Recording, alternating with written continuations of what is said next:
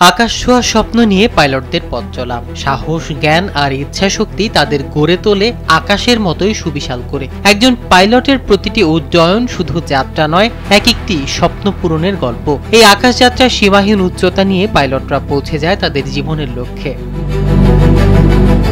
ইউরোপে পাইলট হওয়া শুধুমাত্র একটি মর্যাদাপূর্ণ পেশাই নয়, এটি অন্যতম সর্বোচ্চ বেতনের পেশাও। পাইলটদের আয়, দেশ, অভিজ্ঞতা ও দায়িত্বের ধরন অনুযায়ী ভিন্ন হয়। পশ্চিম ও উত্তর ইউরোপে সাধারণত বেতন অনেক বেশি থাকে, যেখানে দক্ষিণ ও পূর্ব ইউরোপে তুলনামূলকভাবে কম। পাইলটদের বেতন দেশ অনুযায়ী ভিন্ন ভিন্ন হয়। স্যান্ডেলিনা সো, রূপচর্চায় আভিজাত্য। যুক্তরাজ্যে পূর্বকালীন এয়ারক্রাফট পাইলট ও এয়ার ট্রাফিক কন্ট্রোলারদের বার্ষিক গড় আয় প্রায় ৭৮,১৪৬ পাউন্ড, যা বাংলাদেশি মুদ্রায় ১,২৫,০০,০০০ টাকারও বেশি। লন্ডনের ক্ষেত্রে এটি ১,১৫,০০০ পাউন্ড, যা বাংলাদেশি মুদ্রায় প্রায় ১,৬৩,০০,০০০ সমান।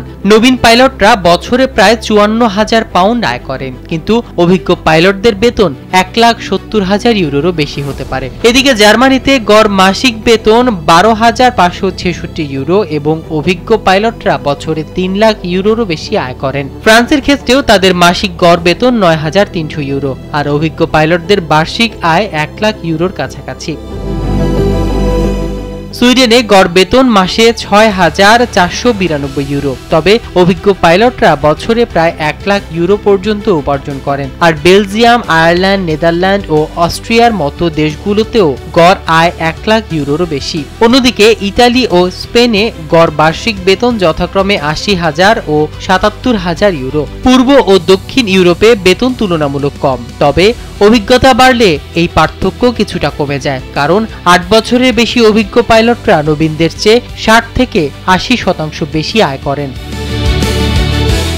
বিশ্বজুড়ে পাইলটদের ঘাটতি দ্রুত বাড়ছে। সুইজারল্যান্ডের জাতীয় এয়ারলাইন সুইস সম্প্রতি ঘোষণা করেছেন, চলমান পাইলট সংকটের কারণে অক্টোবর পর্যন্ত প্রায় ১,৪০,০০০ ফ্লাইট বাতিল হয়েছে। প্রশিক্ষণের উচ্চ ব্যয় থাকা সত্ত্বেও ২০৩২ সালের মধ্যে প্রায় ৮০,০০০ পাইলটের ঘাটতি হতে পারে, যার মধ্যে ইউরোপে প্রায় ১৯,০০০ পাইলটের অভাব হবে।